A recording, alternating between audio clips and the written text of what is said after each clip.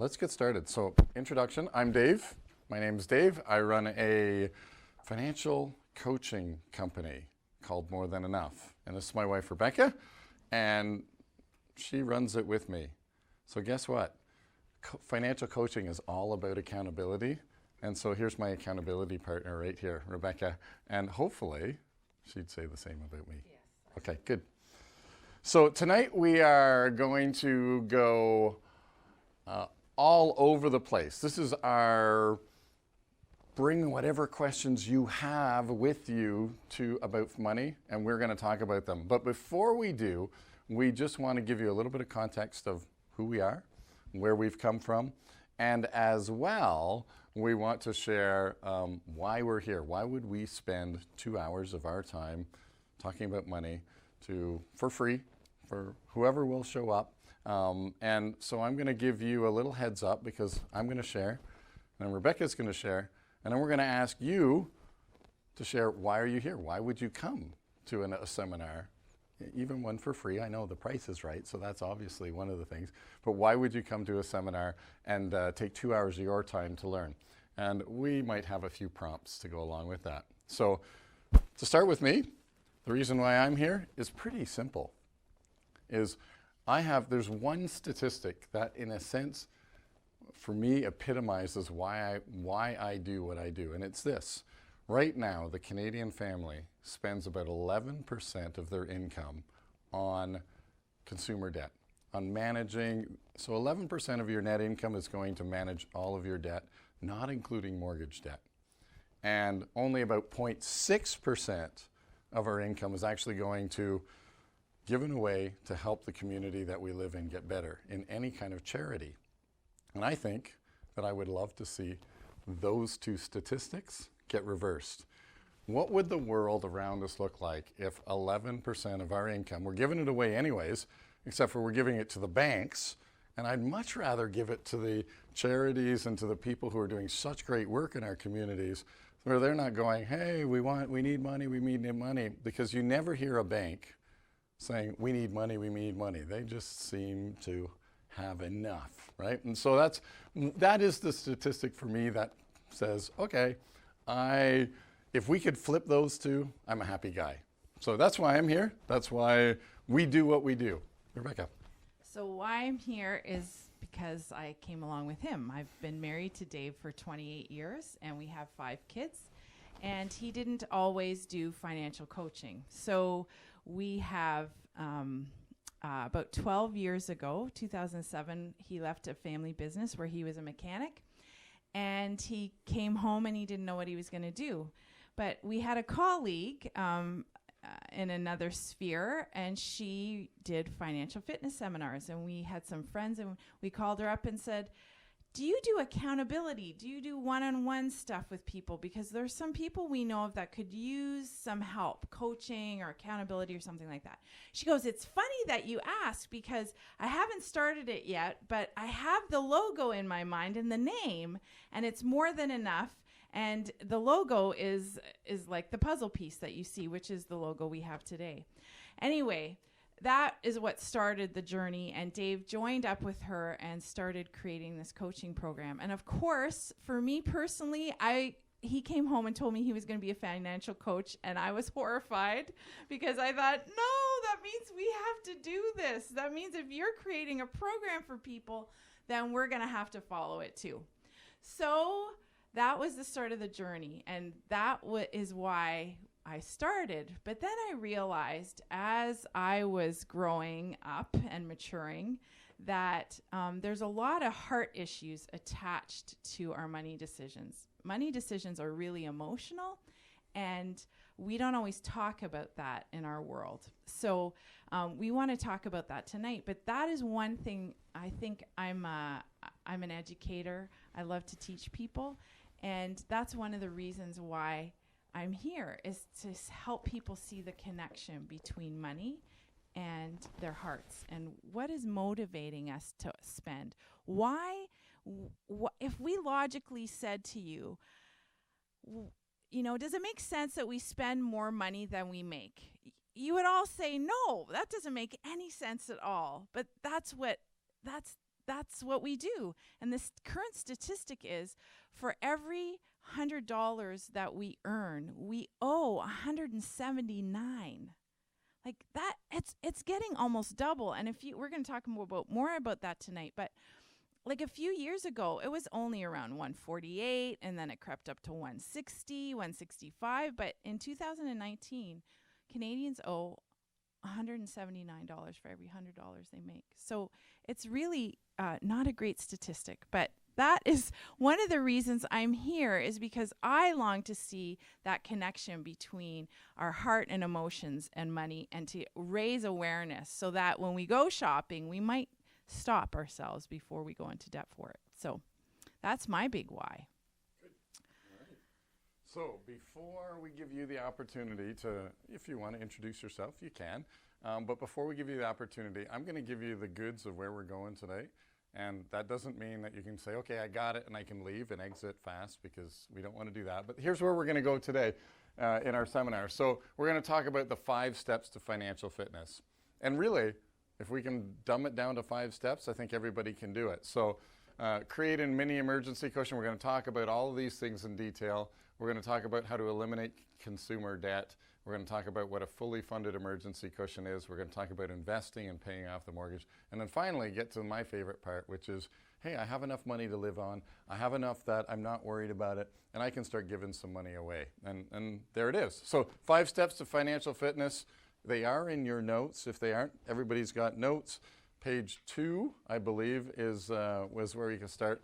And you can use those notes for doodling. You can use those notes for anything. But we hope that, and that's why we give them away and we print them off here, is just that you'll take some of the thoughts and some of the things with you home as you go. So why are you here?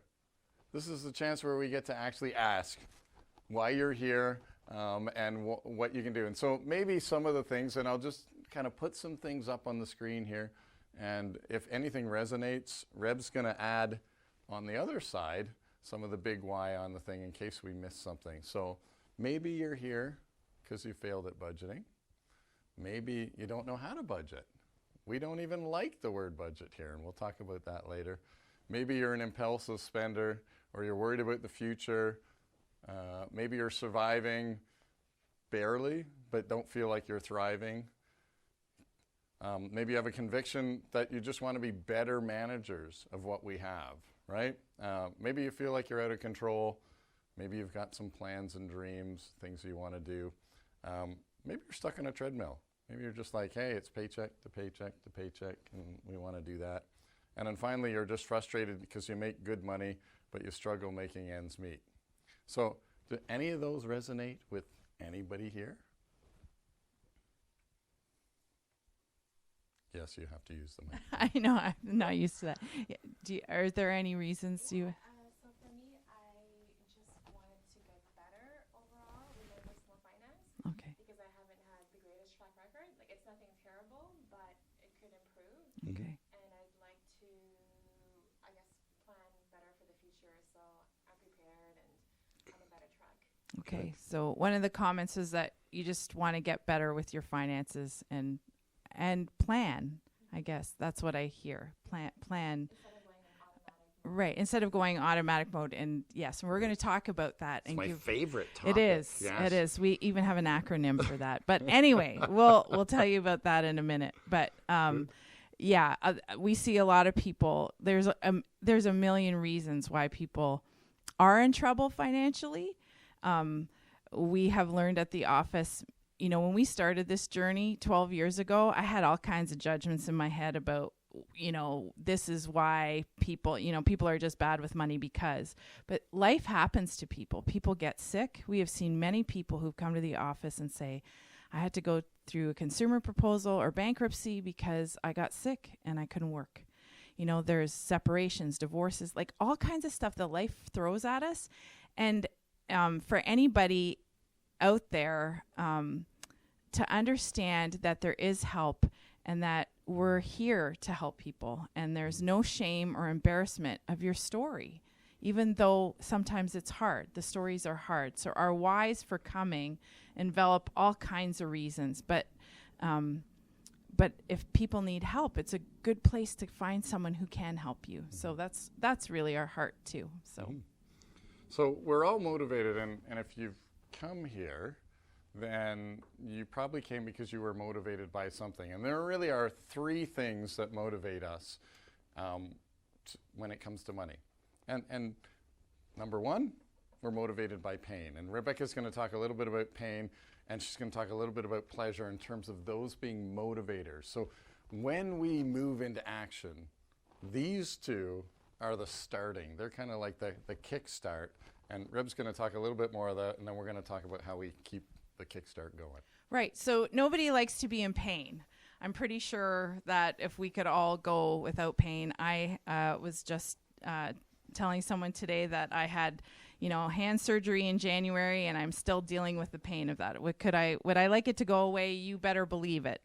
But we come for help, or we go to a bank, we seek out consolidation because it hurts, right? So we get stressed, we don't sleep at night. It actually can cause us physical trouble. Our debt can cause that kind of pain, right? We're preoccupied. Some of us might realize that we are up in the night worrying because we don't know where the money is going to come from to pay our bills. So we've got that kind of pain. I'm going to talk about another pain in a few minutes. But then we've got the pleasure piece. And the pleasure piece is, it's a short-term thing. So if I save some money, I can take my kids to Disney, right? So we've got these pleasurable things that we seek. Well, we want a boat, or we want to go on a other vacation. Maybe Disney isn't your thing. But we've got these pleasurable things that motivate us to get right with our finances. And while these are often what gets people into our office, especially the pain part, they're not long-term. And we like to talk about something called purpose. So when you know what your purpose is, what you're wired for, what you have dreams and goals, and you start thinking about those, that actually can drive you at a deeper level, not to spend the money that you don't have, or to put that money to your debt instead of going out for a meal, for instance. So what we mean by purpose is this. So some of us are wired for different things. Some of us are wired so David likes to kite sail. He's learning how to do that, and that is a huge motivator. Most motivates us in our vacation planning. It motivates him in what he spends on himself. There's a purpose behind it. And some of us forget how we're wired. Some of us forget what our purpose is. We don't understand that, when we were a kid, we loved to draw. But someone came along and said, you can't be an artist. You can't make a living at that. Forget about it. So we forgot about it. We go get a government job, we go get a job that's safe and secure, and we have forgotten this purpose. And what we like to remind people of every month, every day, is you are born for maybe something greater than you're living. And we use the excuse of our debt to keep us from that purpose. So one of the great things is that when you think, no, I really want to do this with my life, but I can't because I have all this debt. So instead of tackling the debt, we just cower kind of in that heaviness and shame and think, well, we just don't have the money. Well, in fact, in our world, in our society, in Canada, which is one of the greatest places to live, we do have the money. But right now, as Dave said, it's going to pay off our interest often. And we see often when people get motivated by purpose, that is what kind of kickstarts them to really get serious about paying down debt. And I'll give you an example. We had a couple of clients years ago who had put their purpose. So they wanted to do this trip, and it would take 6 months to 9 months, and they put it on their fridge. And they had, it was $250,000. I don't know. I can't remember how much debt it was. But on one side of the fridge, she'd have this purpose. And on the other side of the fridge, they would put all the things that they liked. So if she saw a new pair of boots, she'd come home and write new pair of boots. But she wouldn't put it under her purpose side. She wouldn't buy the boots. She would just write, oh man, here's a nice pair of boots. Or here's this or that I'd really like to buy. But if I buy that, it's going to take me longer to get to my purpose. And so we have found that kind of motivator. So if you don't know what your dreams and purposes are anymore, or you've forgotten, maybe it's time to take yourself on a nice quiet date and you start thinking about what you're wired for. So maybe some of you like volunteering. Maybe some of you want to work with the homeless. Maybe some of you want to retire early. What is it? What are your dreams and goals? And you write those on a piece of paper and you let that be one of the motivators of getting out of debt. It's really important, and we focus on it a lot at More Than Enough. What is your purpose? Because you can get rid of the pain, actually. You can get one of the great ways is doing it is consolidating. And Dave will talk about that later. But, then you think the debt's gone. But it's not really. It's just stuck on your house or somewhere else, and it's still your debt. But you think, oh, I can breathe again. I don't have that monthly 18% interest. Well, now you have interest that's smaller, but the debt's still there. It's just kind of hidden in your house. So that's why we talk so much about purpose, and there are 3 Ps. So pain, purpose, and pleasure, and it's an easy thing to remember because of that. So you probably have something more to add. I do, because purpose is really the anchor for us. Again, when we think about, Rebecca mentioned that I like sailing, and so I'm going to use a wind analogy if I can do that. So pain and pleasure, kind of like different currents that try to push you off. But purpose is your true North Star. Purpose is the thing, it's the destination where you want to go. And so when I sail, it's really difficult to sail in a straight line from point A to point B, because that's actually not what happens in sailing. So in sailing, what you have to do is you actually have to plan your trip, but you always have to keep your eye on where your destination is, even though you may be heading off in a little bit of direction. And so when we talk about pain and pleasure, sometimes, and again, I'm going to bring the metaphor back to money, sometimes we actually have to go, to get where I want to go, to accomplish what I want to do, I got to go over here and address my debt. So I'm going to take a year, whatever it is, and deal with my debt. Or maybe I don't have any debt and I'm going, okay, I need to save some money to accomplish that purpose, rather than go and leverage and borrow the money to go. Because I could go the direct route and I could borrow the money and get there. But the reality is that I'm going to be actually collecting a whole bunch of baggage as I go along, and we call that baggage debt. So when I want to, and I love sailing because it gives me that sense of freedom. When I sail, I'm like, me, the wind, awesome. It's just us out there. And so when I'm sailing, I know that sometimes I have to take the long route or even the slow route, but I can do that and know that along the way, I'm going to just enjoy myself. I'm just going to enjoy myself. And I know when I get to the destination or my purpose, then I'm there. And I'm there without all the baggage. And we have been taught in our current culture that the default position is debt.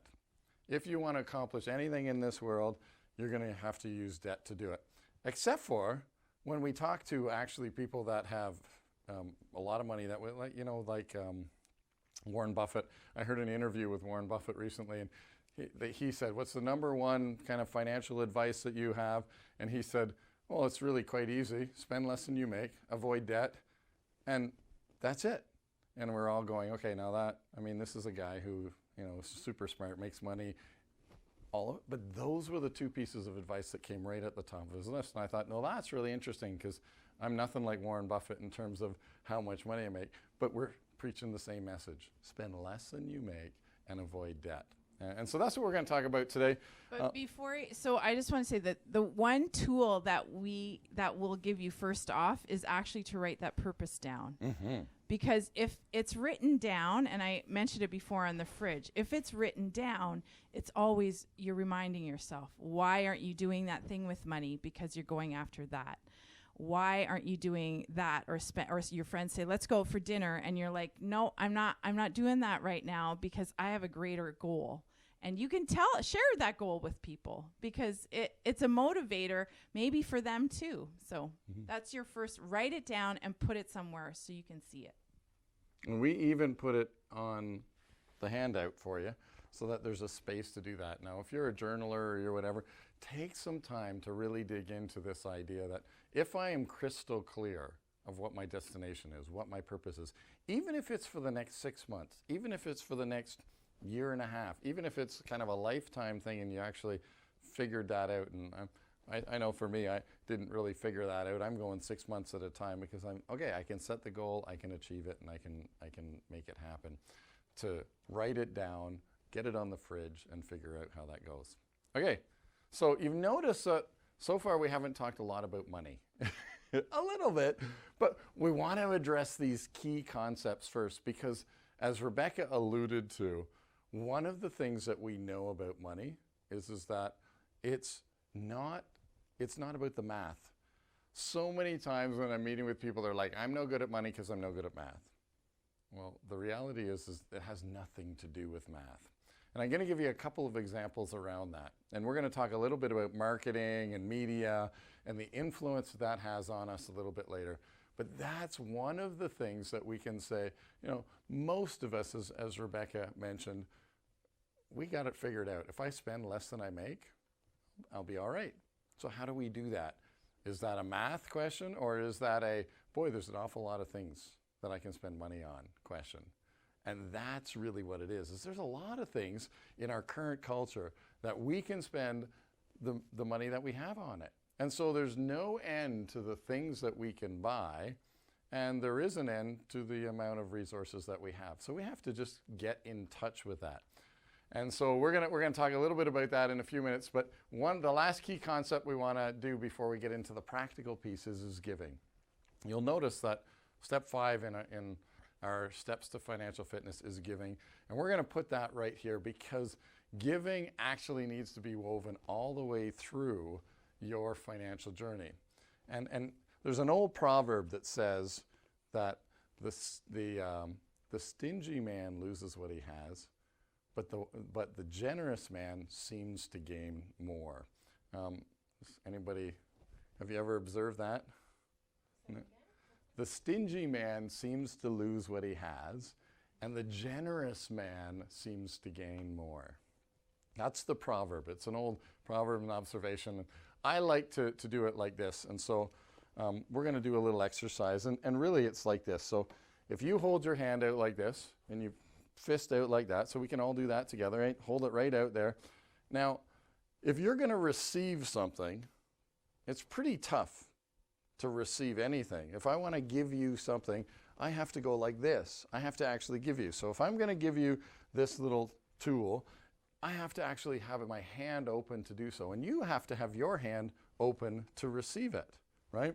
Now, when we have our fists closed, typically whatever's in our fist will leak out. And I have this interesting observation. Money is a lot like water. It has the same properties as water. The harder that I squeeze my fist, the less water I can actually fit in my hand.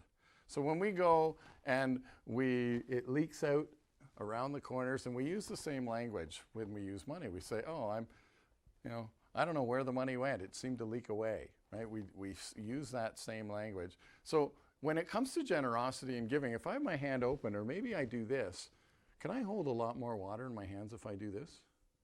Yes, I can. Why is that? Well, because my hands are open and because I'm actually able, can I receive something? Yes, I can. So even in our posture, we're going, okay, if I'm tight-fisted, again, that's a money. Has anybody heard that expression around money, that I'm tight-fisted? Well, tight-fisted means stingy. It means again, we use these words because the money, the harder we hold on to it, the more it seems to leak away. And so when we do giving, we're just trying to pry open those fingers and do that so that it actually is able to flow both in the giving out and the receiving. So sometimes we think there's this superstition where we go, okay, well, if I give money away, then I'll get it back in spades, right?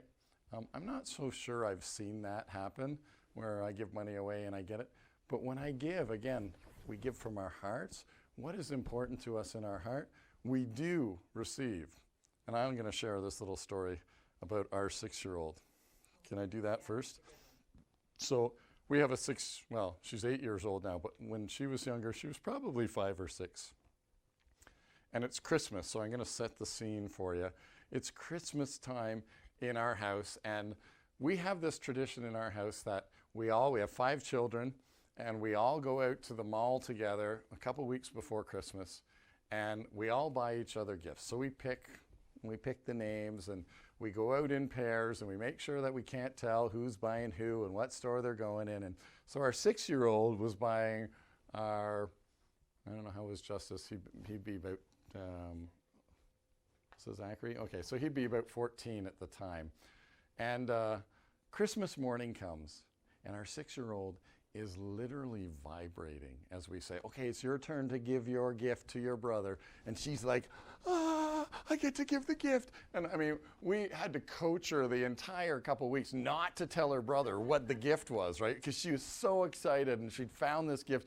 And we actually gave her money. So she was buying it with her own money, but with mom and dad's money. But she was buying, so this was truly a gift from her to her brother. And you can just imagine, she's carrying this gift and she puts it on his lap. And even before he has the chance to open it, she's starting to help him open it, right? So she's like, oh yeah, and she's just in it. And of course, our son is like laughing his head off because he's taken an incredible amount of joy out of this whole interaction that's going on. And, you know, the gift, it wasn't really about what the gift was. I don't even remember what she gave. I don't think she remembers what he gave. But as she came away, the joy, the laughter, all of that wasn't just between the two of them. That was actually between all of us. We all participated in that 6-year-old girl, in the innocence of just being able to give a gift right off, just with no strings attached. So we know that we can see from that. We also know, scientifically, that people that are generous actually are healthier, which is really cool to get that. There's actually science that says as we become more generous, we actually are healthier in our bodies, in our physical bodies. So there you go. Reb. I'm just thinking, like I'm hearing the voices that I sometimes, I interact with at the office, and that is, but it's my money. I earn it, so I should hold on to it. Why should I give it away to somebody maybe who is homeless or is not working, or, we have all our stereotypes and judgments in our head and all of that. I guess I would say to those people who think that way, just try it, because I think we're made to be generous. I think it's that old blood commercial. I don't know. It's in you to give. It's in you to give. Red Cross did it, I think, all of those years ago. It's in you to give. Well, it's in us to be generous, and we may have not even thought of it that way. And I would suggest that if you've never given before, that you don't have to start by writing a check or anything like that. But how about you share what you have? We're starting to use the word sharing a lot because we all have a lot in our country. Lots of us do. Even secondhand stuff. We can go to secondhand stores and buy things pretty cheap. But why don't we share what we have? We had an incident at the office this very week, and I thought I would practice what I preach. And our toaster oven actually had a big accident, and thankfully the office didn't burn down or anything like that. But it was a fire hazard, we soon discovered, and we got rid of it. And then I thought, oh, well, I guess I should go buy a new toaster oven because we like using it instead of a microwave and for all of that stuff. And I thought, you know what? I'm just going to put it out in social media and see if anybody has a toaster oven because maybe I don't have to spend the money for it. So sure enough, within an hour, one of my friends said, yeah, I've got one. I never even thought about giving it away. Come and get it. And it was just such a great interaction. And she was sharing with us something we needed. So I'm sure that we all have something that we can share. And it's just, you can just determine, you know what, I'm gonna do that action. I'm gonna do something small, and I'm gonna start small if you've never been a giver before, and just start with something small and see what kind of, I can guarantee you, as you practice this, joy will fill your heart and your life. And I just would encourage you guys to try it. And it starts with small things, but as you give, it's like this train that's just chugging along, but it builds up speed. And then you start to think, man, I really do want to give and help people. Like it's a great thing. That's why we're here for each other, right? We're talking so much about saving the planet.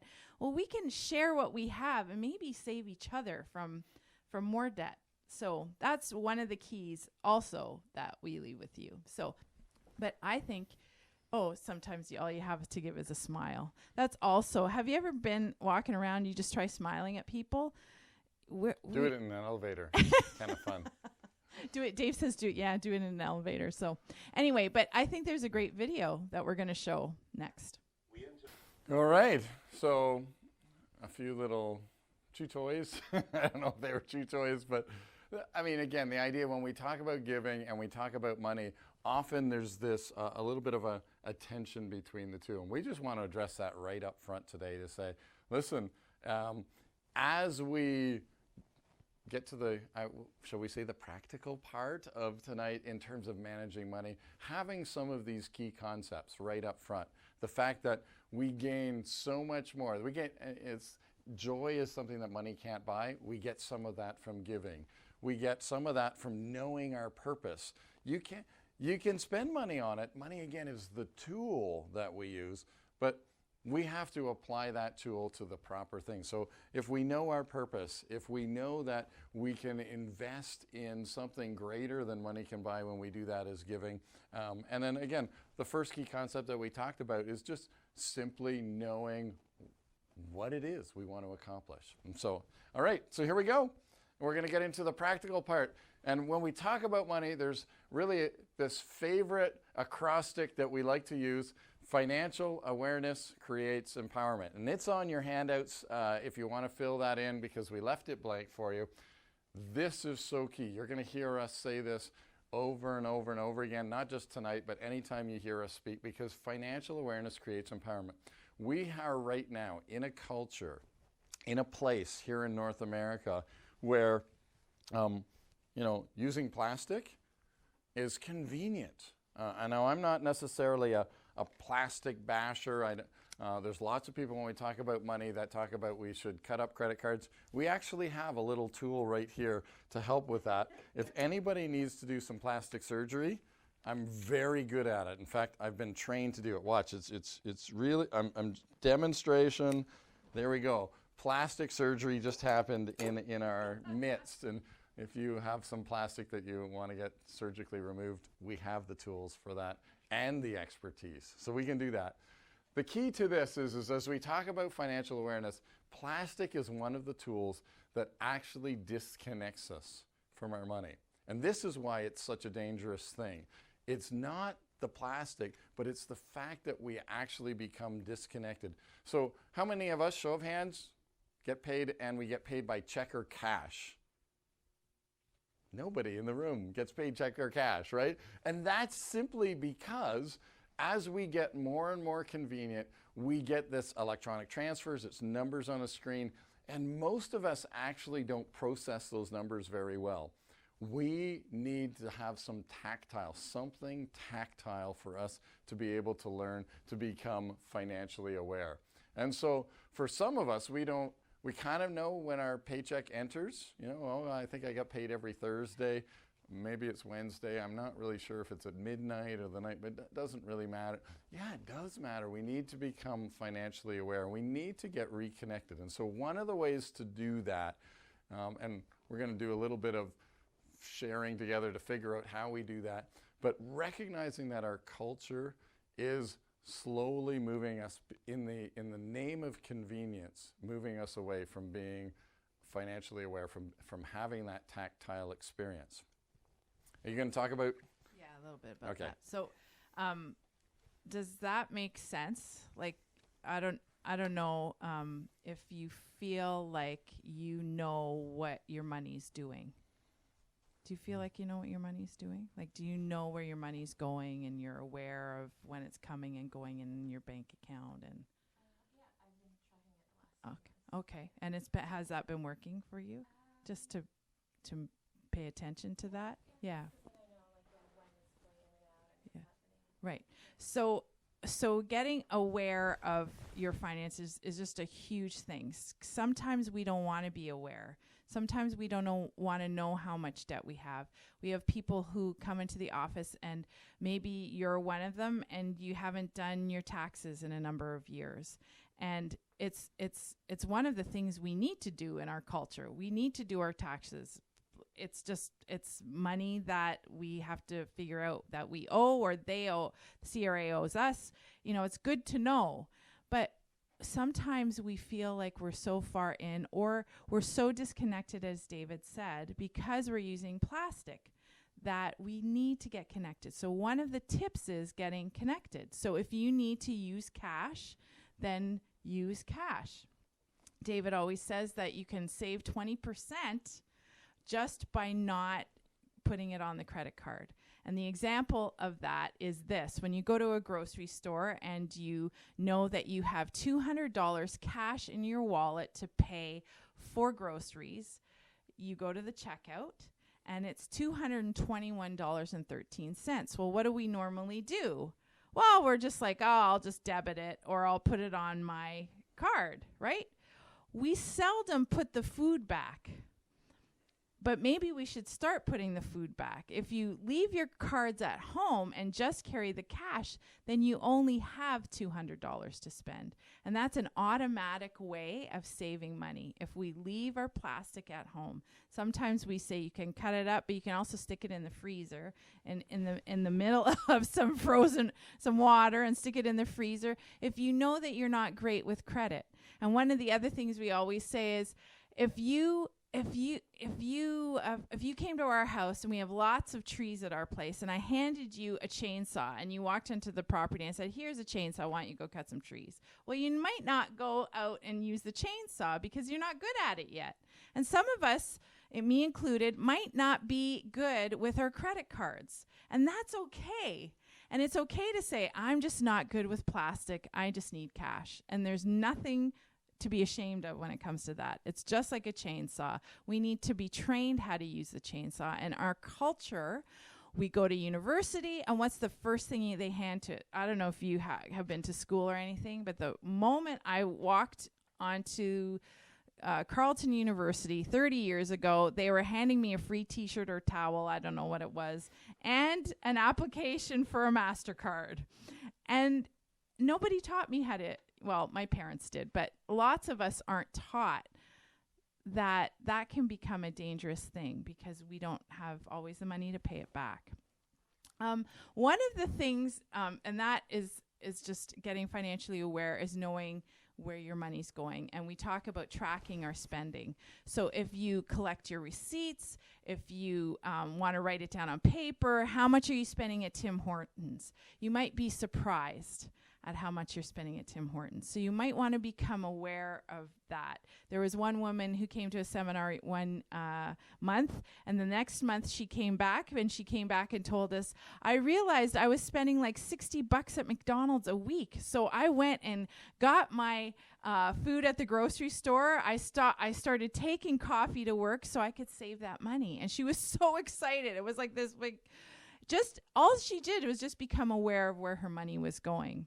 But I do want to say this. One of the things that happens when we use our credit cards and we get disconnected is a thing that we talked about at the beginning, that pain word. But when we use cash, there is a whole field of study that I've actually written something on our website, morethanenough.ca, and it's called The Pain of Paying with Cash. And there has been studies done. So there's this emerging field of neuroeconomics that studies how human decisions are made around money. So they look at actually what happens to us physically when we use credit cards, when we use cash. What is taking place? And I'll give you this example. So the Carnegie Mellon researchers in Stanford and MIT did this joint study. They took 26 adults and they gave them each $20. They put them in an MRI machine to track what would happen inside their brains when they saw product go by. So they said, here's $20, and you think, it's not much, it's $20. You can buy anything you see, or at the end, you can just keep the $20 cash. So while they're lying there, they're starting to notice something happen. So the primary question the researchers were looking at was whether the pain center of the brain, which is called the insula, it's where we process pain in our bodies, they wanted to know if it would activate when the people saw the prices of the items that would go by. And then, of course, as only researchers could say, they were very excited to learn that when they saw these scans, that insula, the section of the brain associated with pain processing, was activated as they saw the prices increase. So while they're watching this go by, they're like it's activating the pain center. It actually became painful. And in their research, they discovered that insula, that thing, discouraged spending. So as they felt more pain, so you go to the store with cash in your pocket, or let's say you see a flat screen TV and it's $1,300 at Costco, and you're like, yeah, let's buy it, and you put down your plastic. They actually have done the research that we are not connected to that piece. It doesn't hurt us at all because we haven't put anything out that we feel that we've worked for. But let me tell you, if you've saved up $1,300 and you start counting that money out, it hurts. I mean, you're quite excited to get that thing because now there's been an exchange. There's a true exchange between the cash and that thing. But when we put down credit cards, they find that there's just we're not exchanging anything. It hasn't cost us anything. The only time it hurts us is when we get the bill, right? So you're happy, you've got your flat screen TV, you've got your kayak, you've been to Costco, you were thinking you were getting milk, and you come out with a few items for your house. I mean, we know how that works at Costco or any store, which is your store. There was a season, for me personally, that I said to Dave, I can't go into Costco. It was a season when we didn't earn so much money, where he was building up the coaching part of the More Than Enough. And I just had to be really careful with groceries. And I said, Dave, you stick to a list better than I do. And if I go in there, I'm going to spend $100 or $150 more. I just know I will. It's Costco. You buy 4 things and it's $100 more. So I did that just as a check for myself because I was getting connected with my own spending habits. So that I find this really fascinating, this whole field of neuroeconomics, that they can actually discover. They tracked people who went into a grocery store and they asked them for the receipts when they came out, and they grouped them, cash, debit, and credit. Well, the people with cash spent overall much less money than people with the debit card, but the people who spent the most in that one field of study, it was credit cards. We just will spend more because we're disconnected. That plastic disconnects us. So if you want a tip about your spending, just get connected with cash and know where it's going and how you're using it, and understand that it's more painful for you. You're more aware of it with cash than if you have plastic. So one of the things, and we use this, so tonight what we're going to do is we're going to try and pretend we're the Canadian family, the average Canadian family, and we're going to try and free up some money so that we can actually apply that money to the average Canadian family's debt. So, Rebecca's talked a little bit about neuroeconomics and how that works. One of the other studies, and you didn't mention that, Reb, but and it's a study I love. They took 3 focus groups to a basketball game where there was a silent auction. But they gave them the 3 modes of payment: cash, debit, and credit. The people who used credit and debit spent 50% more than the people who used cash on the silent auction. And that's just fascinating. And so one of the things that we know is that if we want to free up some money for a particular purpose, so maybe we want to get, we have some debt we want to get rid of. Maybe we have something that we really want to save for. There are certain things in our world that you just pay. There are certain, you're going to pay the hydro bill, you're going to pay those things and paying them online. But there are certain things in our world where you're like, you know what, I've got X number of dollars at the end of every month, and it just seems to leak away. I don't quite know where it's going. And that's when cash comes into play. The other little tool that we have, and this is a tool, you can put that in your, you can unstick it and stick it to your plastic. And it just says freedom for tomorrow. And the idea here is that when we use plastic, we want to pause. We want to have a little something that's going to help us to pause. Now, I put it right over MasterCard. It's interesting that it's a MasterCard and we don't want plastic to be our master, that kind of thing. I don't know who thought that up. But I stick that on there because when I go to use my plastic, I'm like, you know what? When I tap, I don't even think of the price. Sometimes when I stick the chip in and I actually have to punch my code in, then I think of the price because I'm like, okay, yeah, I better check to see how much this is. But if I know that there's again, whether it's a debit or credit, it doesn't matter, it's plastic. I know that I need a little bit extra help to slow me down. And so that's one of the ways that we can do that. You can take those home, you can stick those to your plastic and just help it pause. Say, wait a minute, am I spending this? Am I doing this? And is it going to bring me freedom tomorrow? Or am I actually going to be piling more debt on? So some ways to free up money, right? So often we think, there's just no margin. There's no margin. I can't find it. I will say there's probably 4 areas where if you want to free up some money immediately, stop using plastic and start using cash for that. Groceries is one of them. Groceries, just start using cash and say, I'm going to spend this much on groceries and we'll see how it does it. The other, of course, is entertainment or dining out. Again, we're not, Rebecca and I do like to go out quite a bit. We like to eat out. Rebecca has a Starbucks habit. We won't talk about that tonight, but she does, right? And so we go, how do we manage that? And I can remember some of those first conversations where we were trying to say, how do we stay connected? And so there's some cool ways we can do that. One is hey, if you want to go to Starbucks, then put $20 in your wallet in a special spot or a special place in your wallet. That's my Starbucks money. And I'm just committing that when that money is gone, then I have to wait until the next time we top it up. So maybe for you, I'm going to put $20 a week. Maybe for you, that's $20 a month. It doesn't really matter, but to get connected that way. Other way to do that is to just get a Starbucks card. And you have an automatic refill on the card. That makes it convenient. But again, the bummer is that when I go in and I see $1.72 on my Starbucks card, I don't think you can buy anything at Starbucks for $1.72. So I guess I'm not going to get coffee today because there's $1.72. We have the same thing with our phones.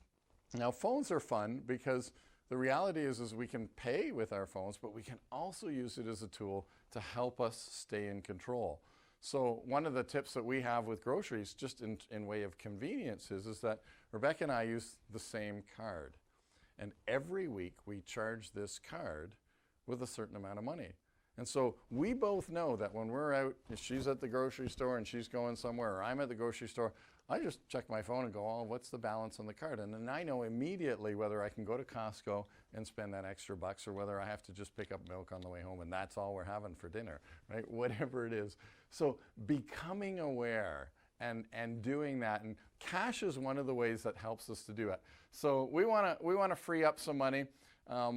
We've done an awful lot of this, and if you want to, today we're going to see if we can free up $300 for our example. That's the word I was looking for our example. So is anybody going to have challenges freeing up $300, or should we do the latte factor, Reb? Well, I think we have to talk about how to free it up. Like, Okay. I do you think finding $300 is the whole purpose of finding the $300 is so that we can put that on our debt, and you'll see how we're going to do that in a short little while, how we're going to take that $300 and put it on our debt every month, and it's going to turn into a snowball, which will help us. You're spoiling it. I know, but I'm giving it away. I don't know if that's might not be possible for some people. Maybe your income's a little squished and you can't find that $300. Then find 200, then find or 100. Just find something that you can start putting on, and we'll show you how to do that in a minute. But the other thing that we talk about sometimes is how do we, I don't know if you guys have any tips, but how do you save money yourself? Like, is there some ways that you have found that work for you to save money? Like, have you thought, you know what, I'm going to stop going to Tim Hortons, or We're picking on the entertainment budget. I know we are picking on the entertainment, but sometimes at a financial fitness seminar, people talk about the phone bills, right? We get sucked into the phone plans, and actually going and reevaluating your phone plan and figuring out, oh, I don't need this, or they're charging me for this, and it's not what I need. Or, sometimes people have said, well, we've called and said we're going to go to someone else, and then like, no, we'll give you $25 off a month, and then they end up staying, but they've also now paid $25 less a month. So I don't know if you have found anything like that where you can save. Well, I do the automatic saving. Nice. Okay. So just automatic savings, so from your bank account to, yeah, good. Yeah. Also gotten rid of Amazon Prime. Okay, gets rid of Amazon Prime. Good for you. Yeah. Also for the Starbucks, because I work from home 4 days a week, Okay. so I bought myself a little espresso machine. And it's kind of also a good ritual in the morning. Oh, okay, so Coffee, I rarely ever go to so I need to get an espresso machine maker. I'm all good with it. I'm all good. See, they said I could. I can go get Yes, one now. yes, Anyway, no, I'm just kidding. Save up your Starbucks so money ahead what- of time, well, one of the so then you can go and get the espresso. That's right. So I don't go to Starbucks Yeah. now, and I put my Starbucks money towards an espresso maker. Anyway, yes. See, I know. It's actually quite funny. This is a totally aside, but at Christmas, from clients, I get cards in the mail because we talk about Starbucks. I actually don't go every day. I don't have that kind of a habit. We live in the country. So, but there is one close now, 13 minutes away in Kempville, which is a little dangerous, but I don't use it as much as we kind of joke around that I do. But I did get a significant amount of gift cards this Christmas from clients because I talk about it so much. Anyway, that's a total aside. So if you want to send me Starbucks cards, anyway, yes, no. Okay, so basically what we just talked about is when you become financially aware, you start looking at where your money's going, and you start asking, well, do I really need that? Can I do without it? How important is it for you to pay down your debt? And we have to get to that point, and I was saying it earlier to somebody, it's not really sexy to get out of debt, right? Like Dave has often said to me, how do we encourage people in this, that it's a really great idea not to spend more than you make? And I'm like, because the short-term benefit of getting that thing, of having that latte or going on that vacation and putting it on your credit card and saying, you know what, I'll think about it later, right? You can be in the sun, you can be on the beach or do that thing that you love. And you're just like, that's just enticing. And it's really hard to get to that place where you say, you know what, I'm not going to do this anymore. I'm not going to pay the banks all that percentages when they haven't done anything to earn it. We earn money we work hard no matter what we do. You work hard no matter what your wage is. And do we want to be giving that money away to someone who isn't doing anything for it? And I think we have to start thinking that way.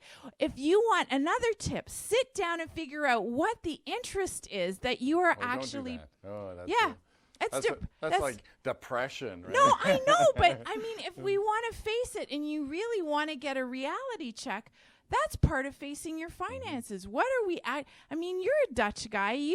You've never liked giving banks interest money. It drives you crazy, It does in fact. drive me crazy. Yes. Yes, Anyway, yes. that's my little, okay, you can go tell them now how to, Okay. find $300.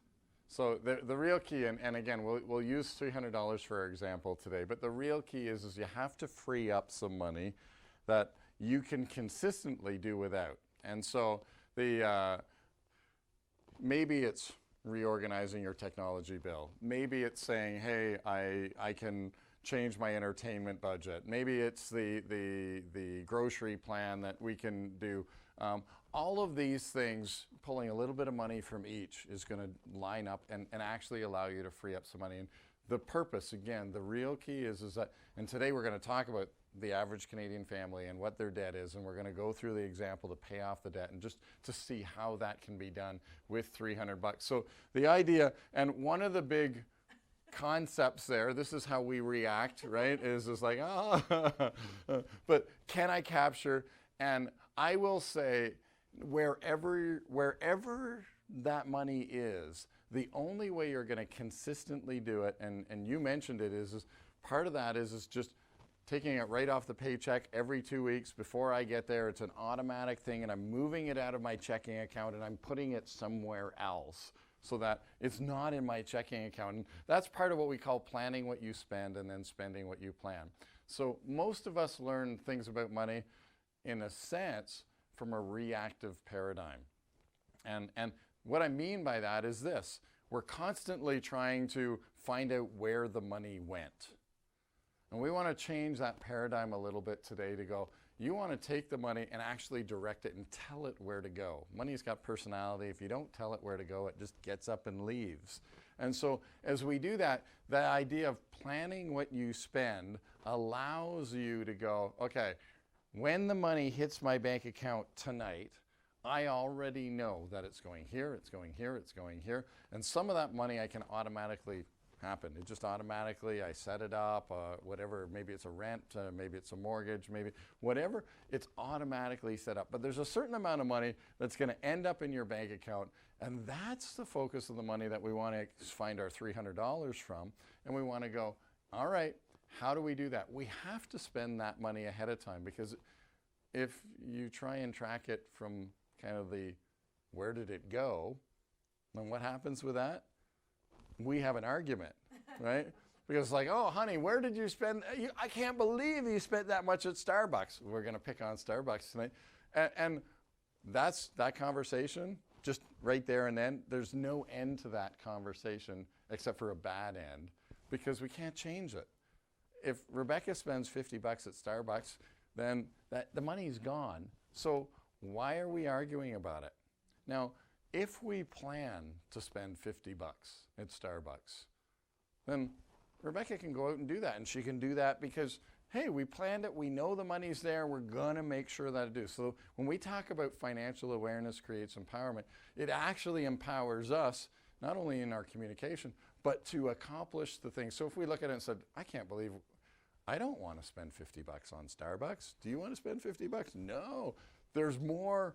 We like coffee, but maybe there's some other things that we want to do with the money. So we're going to reduce that to $20, and now we're going to take the $30 and put it to where we want to go. And maybe that's paying off your debt. So that's what we're going to look at today. Step number one to paying off debt. Step number one is you have to have somewhere else to go rather than your credit card, right? So we've been taught, and I'm not going to bash the banks because that's just the way it is, but we've been taught from the bank that when you go into the bank, they're no longer interested in you necessarily saving money, so that in case there's an emergency, you've got some money in savings. the advice we get from most banks is, hey, come on in, we'll open a line of credit just in case there's an emergency, and here's some credit.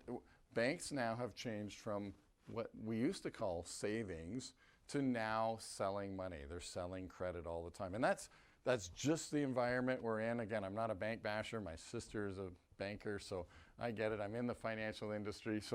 But the reality is that we are now programmed for the place where we thought we could go to learn about money, which is a bank, which is not the place where we learn about money. It's actually the place where we find that we can spend way more money than we have, right? And so I'm going to give you a little example of that. I'm a mortgage broker, so I get to look at a lot of people's, how much can you afford when you buy this house versus how much you can qualify for. And so when a bank, Rebecca and I, we have 5 kids, 2 dogs, 3 vehicles. Well, one of them's kind of off the road, on the road, right? We have, and so what we qualify for at a bank, let's just say that our income is the same as your income out there. And so we say, okay, if I make $75,000 a year, but we have 5 children, 2 dogs, 2.5 vehicles, and you have no children and maybe no vehicle, maybe you're renting, we go into a bank and we guess we could qualify for the same mortgage, the same home purchase. Well, that doesn't really make sense because I know that we spend a whole lot more money than you would, but we qualify for the same house. How does that happen? And that's actually how, in a lot of people, when we are talking about mortgages and when we're doing mortgages, we always talk about what we can afford and what you can qualify for. And those two numbers are generally not the same. So today, we want to just talk about how do we build this debt snowball? We're going to use our $300. And so we've saved up, we've consistently been able to put that money away, and we've done it through automation, we've done it through savings, we've become financially aware. And over a couple months, we've been able to save $300 a month. So let's say for 3 months, we've been saving $300. And then we have an emergency cushion of $900. Now, again, we're a big family. We have 3 cars. What's the biggest emergency that I'm going to have? Well, in our family, I think we need an emergency cushion closer to the $2,000 range because that's what I can, okay, the car breaks down, the dog goes to go to the vet. There's all kinds of things that have potential for emergency. And those are the things that generally end up on our credit cards or on our lines of credit, and we don't get to paying them back simply because there's not enough cash to go around. So by freeing up the $300, by sticking it in the bucket and filling up the bucket, we can now say, hey, I've got the cash. It is simply there for this one sole purpose. When there's an emergency, and it's not if there's an emergency, it's when there's an emergency, we have some money in reserve to be able to address that. So we take $300 and we're going to fill it up. But 300 times 3 is 900, like you already said. And so sometimes you need to sell some stuff, put it on Kijiji, do what you can. Dave always jokes that we'd sell a kid. We wouldn't sell a kid. That would be really bad.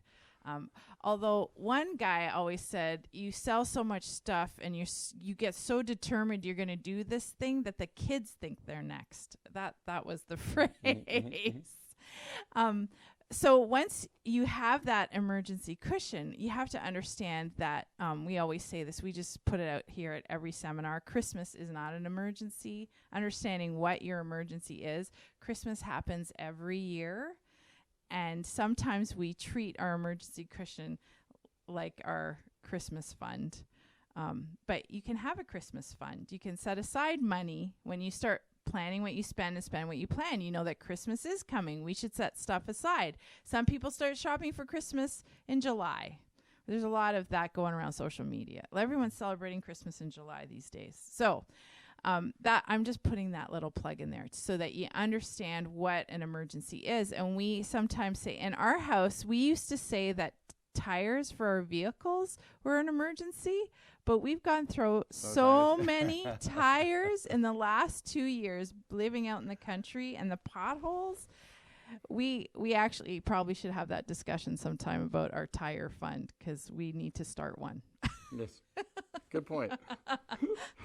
The tire fund. I think we're on, in the last year, 3 rims broken and 4 tires blown just from potholes. You know, it's like, my goodness. I should slow down maybe a little bit. Actually, through you though, so we won't go there. So, all right. So, one of the reasons that we do the emergency cushion, and I talked about $300 for 3 months. It's easy to remember, 3. But second of all is if it takes us too long to build our emergency cushion, guess what we have? We have an emergency. And then it doesn't seem to ever get filled up. So we're putting a deadline on our emergency cushion saying we've got 3 months to build it up, and we are going to focus. We're going to see how much money can we save in 3 months. We know that we've got $300 that we've been doing. Maybe there's a bonus, maybe there's a tax return, maybe there's an extra job you can take for a couple months that just generates that solely for the purpose of emergency. And this, I think, is one of the big things that happens in your money. When you have an emergency cushion, you kind of go, oh, it just feels good that I know that the minute I have an emergency, I'm not right away going to credit. I'm not right away know that, oh, now I'm going to start paying interest. And again, paying interest is a great motivator. If we can avoid it, it's a better motivator. And so we're going to do that. So $300 a month for 3 months. If you need a bigger emergency cushion like we would in our family at $2,000, again, if you don't have a car or you're renting, maybe you only need a $500 emergency cushion, so you can fill it up in a month or a month and a half, right? So it just depends on what your situation is. But we are only going to give ourselves 3 months. And then we get to celebrate. And Dave likes chocolate, so anyone who is here tonight gets chocolate to celebrate. And I don't know. Do you eat chocolate? We can't No? do any virtual chocolate. Or No, anything. I'm not. Yeah, virtual chocolate's not going to work. We should have talked about that before.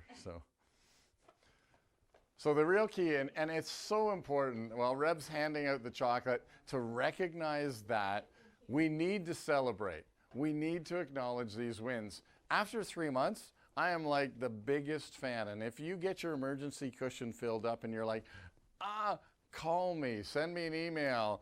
I will celebrate with you. I might even send you a Starbucks card. Maybe, right?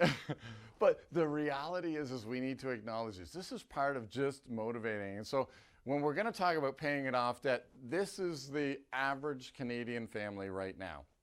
The average Canadian family has somewhere around $244,000 in total debt. Basically $44,000 in consumer debt. That is, consumer debt is anything that is consumable. That's why we call it consumer debt. So that does include cars, it includes boats, it includes trailers, it includes lines of credit, it includes all of those things. Consumer debt is anything that depreciates in value as we pay for it. The mortgage is a little bit of an entity on itself in the sense that it's a debt against an asset. I'm not a big fan of the good debt versus bad debt. There is necessary debt and there is unnecessary debt. And our consumer debt is definitely in the unnecessary debt stage. In our culture here in Canada, to save up a couple $100,000 to buy a house, that would take most of us a lifetime to do. So maybe the house might be under the necessary debt category. That's the word I'm looking for. So what do you think? Is that the average Canadian debt? If you were going to pay that off, how long do you think it would take to pay off all of that? How long? I know how long it takes. Oh yeah, you've done this before. Yeah. Do you have any guesses? Yeah, more than 10. Yeah. Some people have said 25. Someone said eternity. But that's not. If it took eternity, we wouldn't be here. There is hope because it doesn't take as long as you might think. So I mean, you think about just the mortgage. Most mortgages 20 to 25 years in terms of paying off your house. Add the consumer debt, and sure, 25, 30 years. So we'll go with that. We're going to see how it happens. And remember, we have $300 in the wings. We are living on less than we make by $300. That's it, that's all. You can do whatever you want, but just take that $300 off the top and move it over here so that we can address the debt. So obviously when we're talking about the debt, we like to talk about planning our payoff. And so there are really 3 ways, okay, there's 4 ways to pay off debt. So way number 1, win the lottery. Pay off your debt if you win the lottery. 80% of people that win the lottery find themselves broke within 5 years. But anyways, there's one way to pay off your debt. Second way to pay off your debt is actually inheritance. And you wouldn't, again, I don't know the statistic, and I'm not going to quote a statistic I don't know, but there is an amazing number of people that are simply saying, yeah, I'm waiting until my inheritance comes in and then I'm going to pay off my debt. So I'm okay to live right now because, oh, it's okay. I'm not sure that's a great financial plan. I'm not sure that's a healthy financial plan, but it is one that we hear quite a bit. The third way to pay it off is what we call the debt avalanche. And what it is it basically just takes these, the interest rate, and it categorizes or stacks your debt based on interest rate. And so, again, mathematically, and I think that makes sense for most of us here, if we pay off the highest interest rate first, we're going to pay the least amount of interest. That makes sense. So we're going to put the Home Depot on number 1, and we're going to go to the MasterCard, and then we're going to go to the Visa, and then we're going to go to the line of credit, and then we're going to go to the mortgage. And finally, it's a 0% on the car loan, and we'd have that on the car loan as our last priority. So we're prioritizing based on interest rate. But that wouldn't work for me. Why not? Because how many 28%, 2,000. If I put $300, I would take a few months. Yeah. And I might get, knowing my personality, I would probably get discouraged, I think. Yeah. So then I'd give up, maybe. You might give up. And here again, if we were to compare, let's say you started by doing it, and this is the third way, is to pay it off based on balance, where we say, you know what, if you pay off the Home Depot first, it's going to take you 7 to 8 months to pay it off before you get a victory, before you get a win. And I want chocolate. And you want chocolate. And we already established earlier on that money is a lot about what goes on in our hearts, and it was what goes on in our heads. It isn't necessarily about the math. And so if I would do the math, absolutely, I would pay off my debt faster here if I actually got to the end. And that's a big if, because a lot of us would actually give up somewhere along the way if we stack it based on interest rate. If we stack it based on balance, we have a greater chance of success, because simply we know that, hey, we've had 3 months, we've had a win, we got to celebrate, we got to eat chocolate, right? And so we're going to just order them like this, 1, 2, 3, 4, 5, 6. This is actually in your handout, so you can follow along if you want to. But the reality is you can see 1, 2, 3, 4, 5, 6. We've got them in a nice order. Just did that just for you, so you wouldn't have to, cut and paste. But the reality is today's example, we're going to do it based on balance, and we call that the debt snowball. And we're taking our $300, and all of these monthly payments here, those are the minimum payments. So what we're really saying is that $880 of our $1,880 is interest costs. That's the cost that we're actually giving away in interest. The $1,000 here on the mortgage is principal and interest. So we're going to take that a little bit out. But we know that we're paying about $880 a month in interest. And these are the minimum balance, the interest-only payments. And we want to make sure that your credit cards stay static, that they actually don't increase, that the balances don't increase. So if this $30 is not enough to keep that $1,000 at $1,000, obviously, when we're doing this, we don't want to be putting stuff on our credit card. And here's another reason why shifting to cash as you do that is we just simply don't want to have the temptation of putting something on our Visa and then paying it off and saying, oh yeah, I'll pay it off when I get home, or I'll pay it off. No, just don't do it. Use the cash or use your debit card to stay away from that. So we've got $300 in the wings, and we've got 3 months that have went by, and we build our emergency cushion. Now we're going to add our $300 to the $30, and we're going to make it $330, and that's our regular monthly payment. And how many months does it take to pay off? $1,000 at $330 takes about 3 months. And so you see, 3 months for our emergency cushion, 3 months to pay off the debt, and then we have an emergency. So we're 6 months out and we have an emergency. What do we do, Rebecca, when we have an emergency? Well, we use our emergency cushion to pay. No, we use our Visa card. No. No, that's part of the key that I don't think we've said clearly. This only works when you stop using credit, right? So you've got all these balances, but you're literally using cash or your debit card if you have to, but you can't, this won't work if you're still going and putting stuff on your credit card. And you know, like the analogy with the chainsaw, you know you're not good with a chainsaw, you know you're not good with a credit card. We've got to do something. We've got to cut them up. We've got to give them away. Find accountability partners to get you like serious about not doing that. But so yes, no, you go to your emergency cushion because now you don't have to go to your credit line or somebody or a neighbor or your cousin or your father to borrow money. You're relying on yourself. And once those emergencies happen, you pay for it. But in this scenario, we've thrown in 2 emergencies. So let's say somebody dies and you have to go on a trip and buy a plane ticket, or you've had a small roof leak or something like that. You need to build up the emergency cushion after you use it. So what happens then is we stop. So let's follow the money, though. Let's follow the money. So we're paying down the Visa.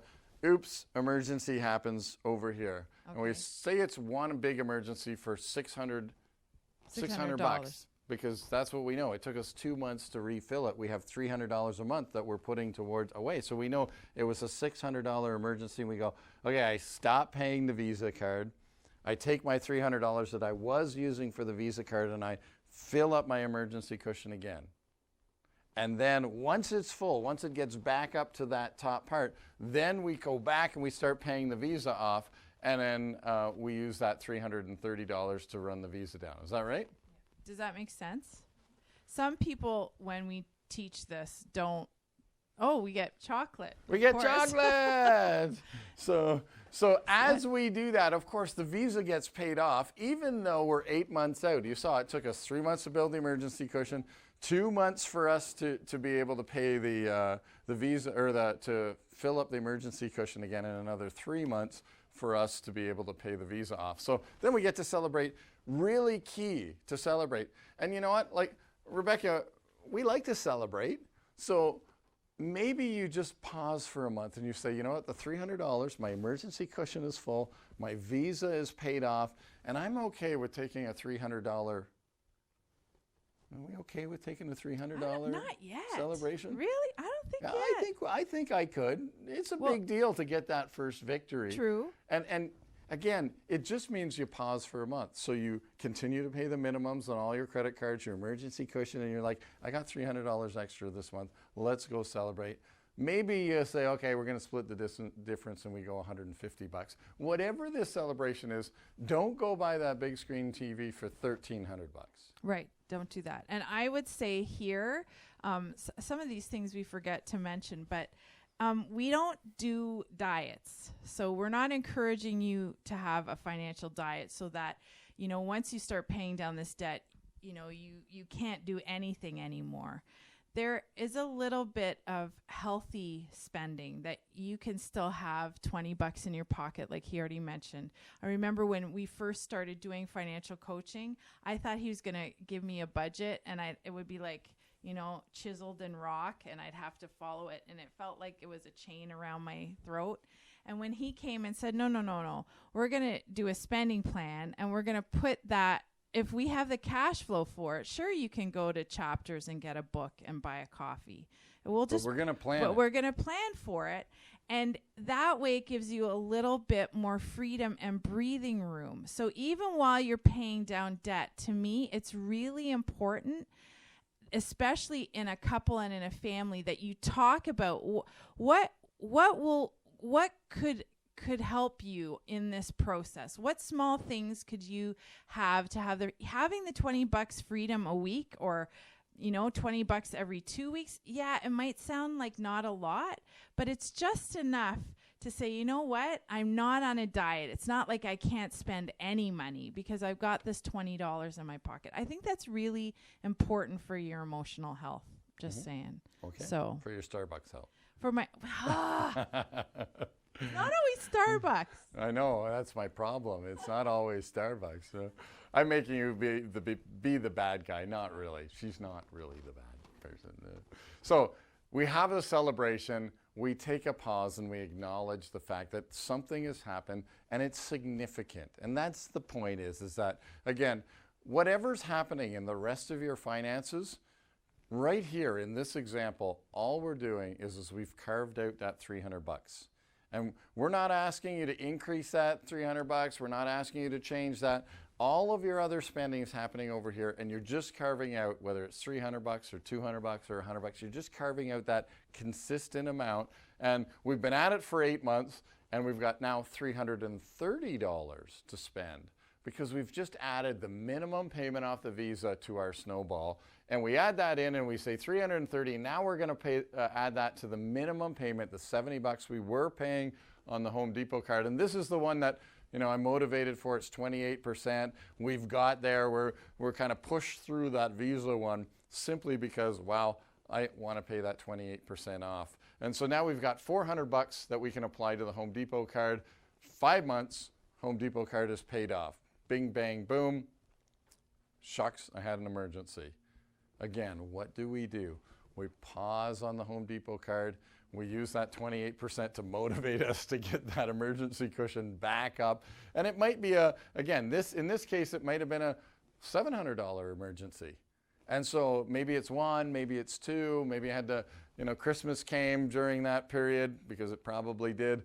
And we had a setback financially and we paused. And again, it's if we can just simply commit to pausing as we do our debt payback, as opposed to taking a full step backwards. You can take that $400 and fill up the emergency cushion, or maybe, hey, we need an extra $400 this month or $330 this month to be able to cover Christmas, whatever it is. As you get better at planning, you'll see how that works out. So after 15 months, what do we get to do? Celebrate. More chocolates. And it's a big deal, right? It's a big deal. We want to pause. This is the part where Rebecca starts saying, people don't need chocolate. I'm not giving any more chocolate. We don't need any more. Maybe I'll have to take some chocolate. But it's a big deal to celebrate that. So we're going to roll on again. Again, we haven't asked for you to get more than that $300, but that $300 is starting to build because now we have the minimum payment from the Visa, the minimum payment from the Home Depot. We paid off that 28%. Dave is a happy guy. And then we're on to the MasterCard, and it's a 21% MasterCard. And we start rolling. And now we have $580 to apply to that MasterCard. And the same thing happens. We roll on. 9 months goes by. 2 months worth of emergency. We're 26 months out. And guess what? More chocolate. More celebration. And again, I'm a big fan. Now we've got $500 to spend, and maybe you have said no to something. Maybe you've stuck something on your fridge and said, when all of our credit card debt is paid off, this is what we're going to buy, or this is what we're going to do to celebrate. And so you can do that. And so we're at that point. $580, all of our credit card debt is paid off. Now we're tackling the line of credit. And there's a couple things to do with a line of credit. You'll notice that it's 12 grand. It's a pretty significant amount. And sometimes we need celebrations a little bit sooner when we're dealing with bigger numbers. So sometimes you know that, hey, that line of credit, the reason it got there is because we had to buy braces for the kids. And the reality was we didn't have the money to do it, so we stuck it on the line of credit, and it's been sitting there for 3 or 4 years. Okay, so if you know how much that was, then you can say, you know what, out of that 12 grand, 3,000 of it was braces for the kids. So when we get to 3,000 paid off on that line of credit, then we can have a celebration because we just paid off the kids' braces. Or maybe you just say, you know what, every $5,000 I'm going to have a celebration at every 5,000 because that's just, hey, every time I get to 5,000, it's easy for me to remember.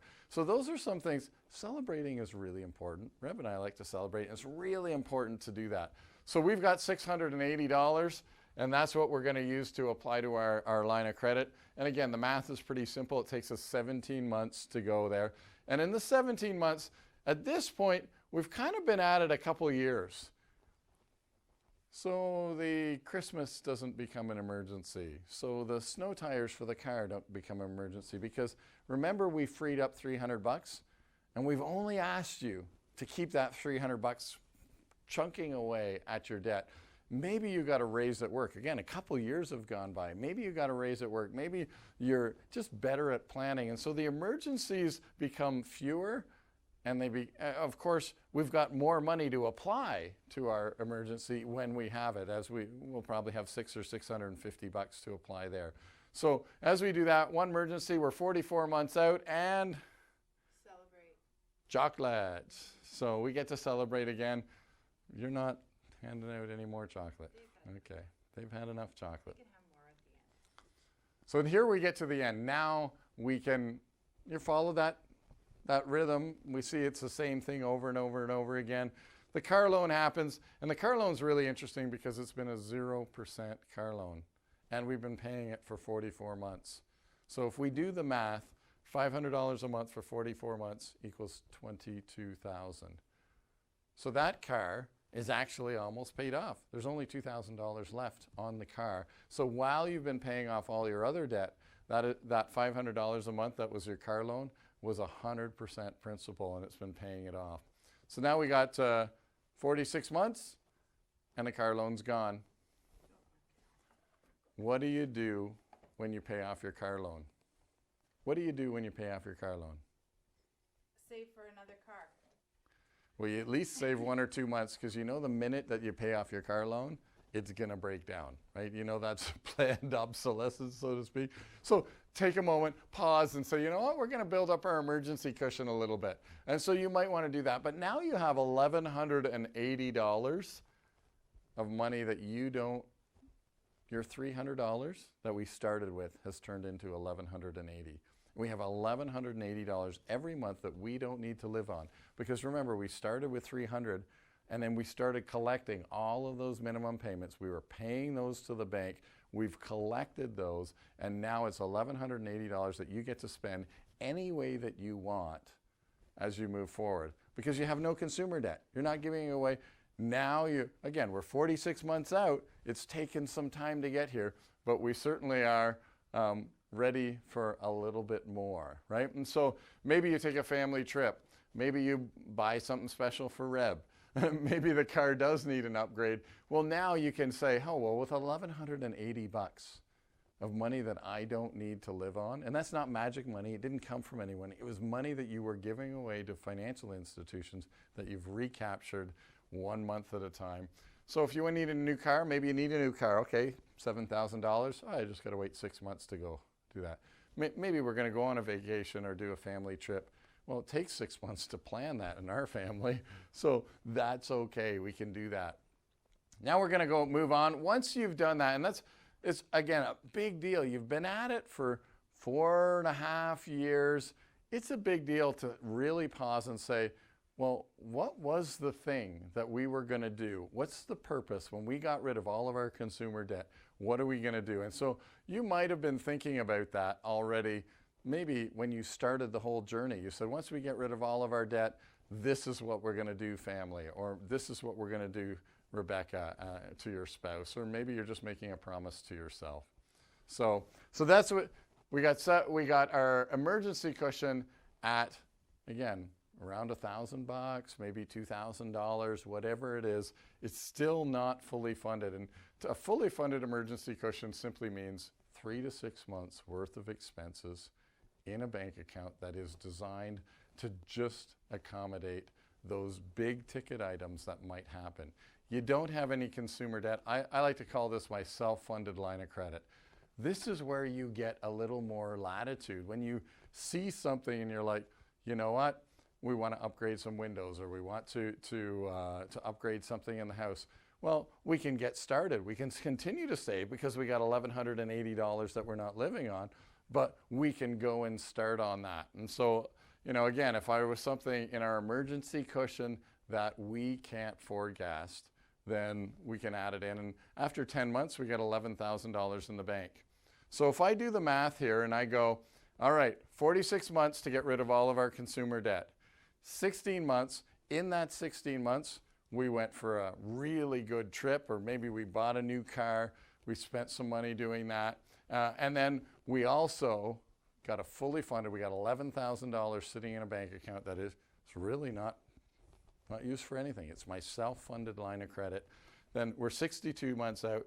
After 5 years, all of our consumer debt, we're kind of breathing a big sigh of relief.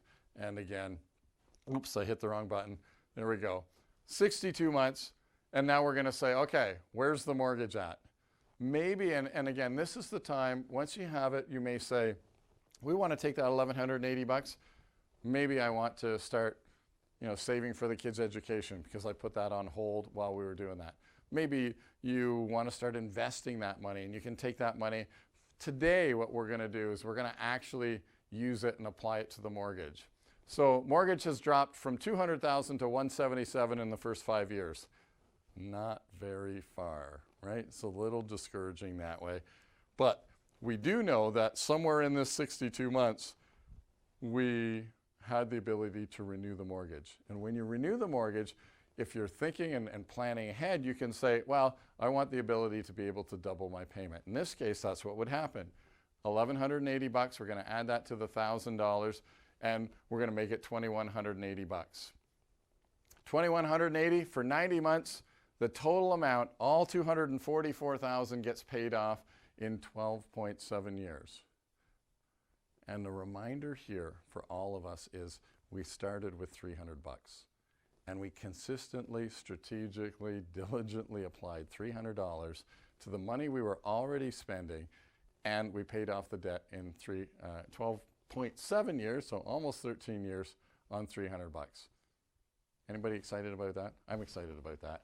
That gets me excited every time that I do that, because that's the power of the snowball. And recognizing that I didn't come up with a whole lot of money. I didn't come up with money. Maybe I had to sacrifice my Starbucks. Maybe I had to change my living a little bit to be able to come up with that $300. But the reality was, hey, in 12.7 years, now what does my financial picture look like? Well, I got $2,180 that I don't need to live on, right? And what do I want to do with that? Maybe I want to invest more into real estate. Maybe I want to do something like that. Now I've got $2,180 to be able to do that. So that's a bit the power of the snowball. Anybody excited about that? Yeah, you're good? Okay, good. Because this, to me, is just, it's almost like magic. Every time I do it, I think, it's almost like magic. I can't believe, I got to go back and redo it. But the reality is it's time to celebrate and go, what are we going to do with that? I knew you had. I actually have a question because I hear the questions in my head. What do you do when you're discouraged on that journey? And you just think, do you see people who get discouraged and who don't keep going? Or how do we keep ourselves on that track? Is that like a planted question? Because Yeah. We are a financial coaching company. Yes, and one of the things that we know is that when you leave this building, we didn't talk a lot about marketing and media, but there's a significant amount of pressure out there to get us to spend more money than we actually have. And again, I'm not bashing the salespeople. Everybody has a widget that they want to sell. Everybody has a widget that is going to change your life. And some of those widgets will change your life. The problem is that everybody has a widget that's going to change your life. And we don't have all of the time and energy and resources and money to be able to accommodate all of those widgets. And we need a way to filter those, what widget is good for me and what widget is going to just suck the money that I have out. And so part of that relationship with a financial coach is just somebody who comes alongside and gives you a reality check on a consistent, regular basis encourages you when you get discouraged, picks you up and says, listen, you kind of got off, or hey, you had an emergency, let's get back to the emergency and get you on track faster. And we all know the power of a coach. There isn't a professional sports team that doesn't have a coach. And why is that? Because the coach is actually, in a sense, the one who keeps the team working together as a team. He stands on the outside of the game and says, all right, I see what's going on. And again, if there's a football coach, he goes, hey, the team is blitzing, and he calls that in. Just in case you didn't notice the team is blitzing, you need to respond in a certain way. And that's what a coach does, is he calls from the outside and actually makes the players better players. And that's what a financial coach is, and that's what our team of financial coaches does, is they come in and they go, you think you're bad with money? Nah, you're not bad with money. Tweak this, touch this, do this, and you're going to be awesome in terms of that. And then they encourage you all along the way.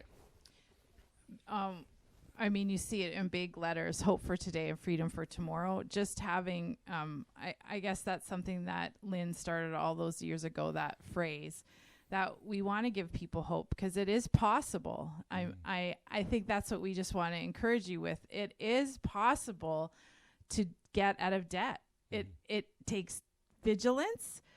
One of Dave's favorite quotes, we attribute it to Thomas Jefferson, but I'm still not sure if he actually was the original guy who said it, that the price of freedom is eternal vigilance.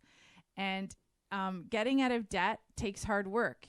If it's taken you 2 years to get into debt, it could take you 4 or 5 or 10 to get out. And it's just the way it is. But to start identifying, like, yeah, I need help. Yes, we live in a culture that's constantly bombarding us with buy me, buy me, buy me. You need me, you need me, you need me, and you're not satisfied without me. So yes, go into debt for me. That's what the products are always saying to us. And we've got to stand up and speak against that culture and encourage one another to do it a different way. And it's okay. And it's okay to struggle with it. It's okay to be weak in it, but it's okay to be honest about it too. And that's part of our heart, is to encourage people so that you will walk with hope and walk in freedom. But it's not an easy journey. And that's why all these years ago, Dave became a financial coach to be the one on the sideline. He's not gonna, a coach doesn't mock you when you get in the ditch. He lends a helping hand to help you get out of it, no matter how many times you fall in that ditch. So. Good. So thanks for coming out. We are going to be here for questions if you want. If you have a specific question, now's the time to ask. And yeah, join us next month when we talk money. We do this seminar every month, and for sure, bring your friends. Oh, and we have a podcast, which if you want really even more, they're on the little handouts here. Search Google Play, Spotify, iTunes, TuneIn, wherever your podcast is, or you download your podcast, you can get more fun with Let's Talk Money with Dave and Reb. That's the name of our podcast, and you can download it and listen in. We love it. And rate us on the podcast. That's always helpful. I'm not sure, my daughter does all the social media. I'm not really sure how that helps us, but apparently it helps us, so we'll take it. So, all right, thanks. Do you have any questions?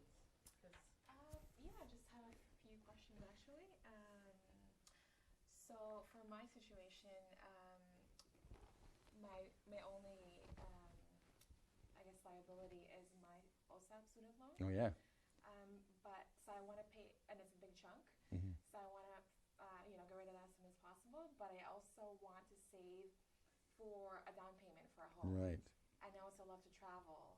Yeah. And I also want to save for retirement. Yeah. I have all these things that I want to do financially, but I don't know how to prioritize it without, say, I did a calculation, say, I can save enough for a down payment for a home, 20% in a couple of years, but there's no room in there for traveling, for example. Yes. So I don't know how to balance all that without not having any fun or. Yes. Yeah. Yes. So one of the participants is just saying that there's a lot of priorities, right? You've got an OSAP loan to pay off. You want to save for a down payment. You like to travel. And how do you make it a priority? How do you balance it? How do you balance it? Do you have an answer? Yeah. So, I mean, I'm a pretty big fan of having a focused approach to most of that. So, for example, long-term retirement. We know that compound interest works for you. So if you can, say, focus on the long-term retirement and put $3,000 or $4,000 into an account and go, okay, that's my long-term retirement. I'm going to let compound interest. I'm going to make sure it's invested right. Maybe, again, whatever the target is, 5,000, 10,000, whatever in that long-term. But get some money in there and then just let compound interest do its thing while you're focusing on the next thing, which, again, might be paying off student loan. Again, I'm not sure what the interest cost is for that, but that certainly is, when you do the comparison to say, if I focus all of my discretionary income, all of the money that I possibly can at my student loan, then I'm going to pay it down. And entering into a purchase of a house, which is a big deal as well, but entering into that purchase of the house with zero debt or very little debt, that's a huge bonus. That you just can't even, like, the benefit of that is so huge. It's something you can't express unless you've actually done it, because you're going, okay, all the only consumer debt I have is just tied to this, or all the consumer debt is gone, and the only debt I have is tied to this asset, which is an appreciating asset. We hope our homes appreciate. Sometimes doing the math, and this might be something personal to sit down and say, I'd love to get to the 20% down to avoid the CMHC fees, but the reality is if I actually get in a little bit earlier, pay some of those CMHC fees, and then I can see the appreciation of my asset, you see that, the time that it would have taken me to get to that 20% isn't actually worth the cost of the CMHC fees that goes on the mortgage. I'm better off to get in with a 10% down payment, and I can get the asset of my house appreciating, because again, remember, that house is going to appreciate faster, and it does it all on its own. That is actually money that grows all by itself, so you don't have necessarily control of that. But getting in earlier, even when it costs you a little more, you'll see the asset appreciate far greater than the CMHC costs you. And so you say, okay, well, maybe I'll pay off the student loan and I'll have a 10% down payment, and then the timing on me buying my house is exactly the same, except for now I don't have the debt with me because I was saving all of that money to get to the 20%. So that's a little bit of a unique situation. We'd want to do the math around that to see if it works. But often I do see that, it's going to take me another 2 years to save up for that 20%. And when you look at it and you go, well, the house is going to appreciate by $30,000 or $40,000 in those 2 years, and it only cost me $7,000 in CMHC fee, well, I just made $33,000 simply because I got in early, right? So that's some ways to just think about that. Certainly the travel, you want to just be if that's a priority, that's part of living. And, again, Rebecca and I are such big fans of, you may say, okay, well, while I'm paying off my student loan, that becomes one of my celebrations. Or that becomes something where I'm going to say, I would have traveled 3 times this year. Maybe I'll just travel 2, or maybe I'll just travel 1 and take a short trip, or maybe I'll think about it differently. Maybe I'll do my traveling and I'll do it a little bit cheaper. We're huge fans of trying to figure out how I can do the same thing, but do it relatively cheap. And someone gave us a tip a long time ago, because traveling has been a high value. We love to travel. We do. Oh yeah, we love to travel. But we have 5 kids and 2 dogs. Right. So we've already said that. So our traveling looks a little more simple, but has always been important for us to go away. So I remember many years ago, it was a colleague's husband said, you know what? People always say, oh, you get to go away and I never get to go away. And he said, all it takes is, at the time, was $3 a day. Right. right? So you save the $30 a week, and you do it automatic, like we've already been talking, right? You just put it somewhere, you dump it into an account, so that if you want to go to Cuba and it's $1,500, well, you just do it every month. It's a cup of coffee. Can you give up a cup of coffee because you want to do a trip every year with your girlfriends? And it just depends on our priorities. And our priority is different than your priority. And you know what? It's legit. But we have this social media world that tells us we can have our cake and eat it too, that we can have a nice car, we can have a truck, we can have a house, and we can go on vacations. But the reality is most of us can't. And we always wonder, how are the people on social media that we know and love actually doing it? And sometimes it's because they've been saving and it's important to them, and that's a priority. We have friends who love to eat out a lot, and looking at them, we think, oh man, they eat out a lot. How, if I was, comparing myself to them, we can't. Well, it's because it's a priority for them and they plan and save for it. That's what they value. So what you value is different than what you value, and it's okay. And that's where you'll look at your bank account and see what you value. If you want to know what you value, if you say that giving's valuable to you, or charitable giving, or vacationing, look at your bank account and where is that money actually going to what you say you value. That's a really good heart check, actually, to say, oh, no, actually, I'm not putting money away for that house. And even though I say it's important for me to have a house, maybe I should actually start putting money away. So anyway, that's just... So, again, it's a little bit, there are all kinds of creative ways when you're talking about travel to travel and do it relatively cheaply in the end. Even just planning it ahead and saying, if I start planning ahead, sometimes a plane ticket is half the price simply because it's when you buy it, right? If you buy it 6 months ahead or 1 month ahead. So some of that is just taking advantage of those things. And, as we talked about, if you have an intentional pool of money, when those things come up that you're like, oh, I love to travel, and all of a sudden it's like, wow, we just experienced this within the last 6 months. A friend of ours sent us a, hey, $600 cruise to Italy, the Mediterranean, and we're like, $600 for 10 days. That's crazy. Now, then I read the fine print and you have to fly back. So it wasn't quite $600. Read the fine print. But that was still a great price for a one-way cruise to a place where we'd been talking about, we really want to go, but we're not really saving for it. And there's other things, and maybe in a few years and all of those things. And then this comes up. If we had, I think if we had $2,000, I might have went. No, just kidding. But we would have said, oh, let's go. But we didn't. So there are opportunities that come up. And if you're prepared financially, just a little bit of pool there, then you can go, okay, let's take that and let's go. And you can be a little bit, spontaneous. So is that helpful? Yeah, for sure. Other question?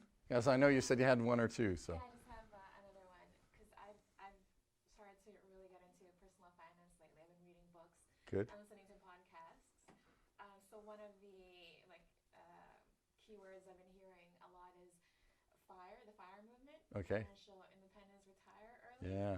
So it's a big, I think, from what I've read or heard, it's a lot of Americans doing Yes. it, not a lot of Canadians. Yes. I don't know how attainable it is for Canadians. Like, for example, a house there costs like $50,000. Yes. Which you can't get here. Right. Or the taxes are lower or whatever. Yes. So I'm just wondering if you know anything or...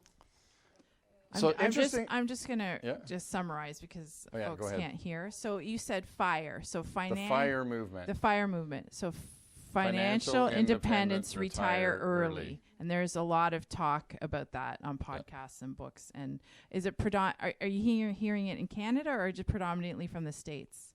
Yeah, because a lot of the podcasts are from the States. Okay.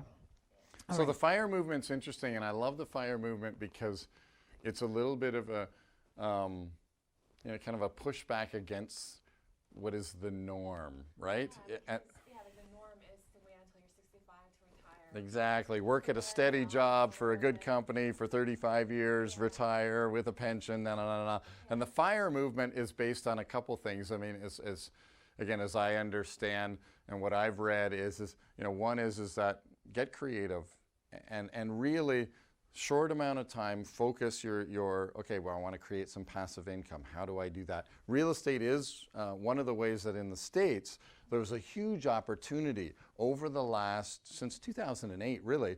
I mean, people were leaving their homes, and you could buy homes for 50 and fix them up, sell them as the economy comes back. There was a lot of opportunity in real estate to be able to do that. Or you fix them up and you become the landlord and you've got 3 or 4 passive incomes coming in. That can be done here in Canada as well.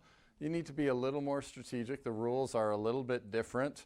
You know, one of the strategies that we see in real estate in terms of you have to decide, am I a person who's going to buy and flip, or am I a person who's going to buy and hold, in the sense of in real estate? The key there is that there are an awful lot of creative ways when you start giving yourself license to do it, to just make some passive income, to you know, whether that's through real estate, whether that's through even the, you know, you see the huge kind of do-it-yourself market with Uber, with Airbnb, with, I mean, there's all kinds of regular passive income that can be made through Airbnb. I have a room, I can rent the room out, I can control it, I can make money, and it's an asset that I have. Now, obviously, you have to own a house for Airbnb. That's what's happening with a car. When you think about that, the largest hotel chain in the world doesn't own one hotel. That's Airbnb. When the largest taxi company in the world doesn't own one taxi, people have gotten creative. That's Uber, right? Uber, they don't own one taxi, and yet they are the largest transportation company in the world. Why is that? So they've used technology to be able to do that. And so there's lots of creativity there. So I love, read books, get in there and see what suits you. I think the personality, but if your goal is to retire early, it means you're going to sacrifice some things up front. You may say, you know what, if I want to retire early, that means I'm not traveling while I'm working my whatever it is to travel, because I know I'm going to travel before I'm 65, right? So some of those things, again, you have to prioritize and just say, hey, I'm willing to give up travel for 3 years to be able to drive Uber for 18 hours a day, you know, whatever it is, right? I'm not saying that's the way to make money, because that may not be the best way to make money. But that, you know, that's what's going on in the FIRE, in that whole, I would say, revolution is people are just getting creative about using technology to generate income and passive income so that I can do it from anywhere in the world.